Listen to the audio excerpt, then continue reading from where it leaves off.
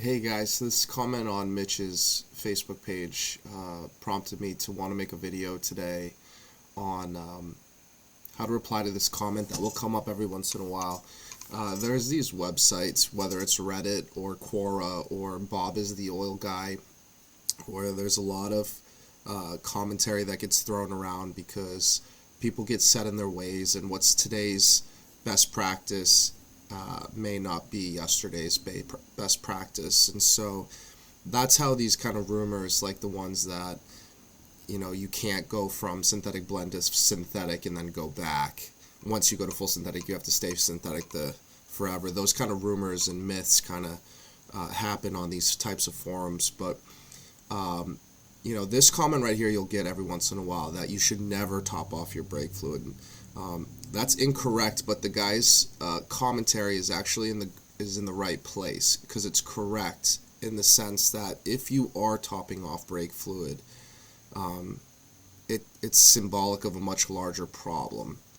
Now, I'm going to do a separate video later on combustion and consumption of fluids in petroleum-based fluids, but brake fluid, as all petroleum-based fluids, do have a ability to dissipate at a certain level, but it's very, very slow. It's very, very low. And so if your brake fluid is low, as this guy says, there's a much larger issue at hand. And so what we have always done is, if someone's brake fluid line is at the low line, or if it's at the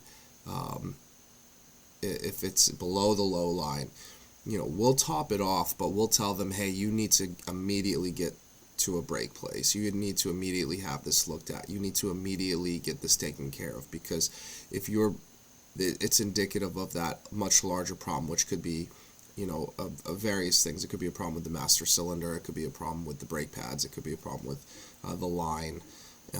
There's many different ways that this could be a problem, but you'll get people who are under the impression that you should never, ever, ever top off brake fluid, and that's just not true.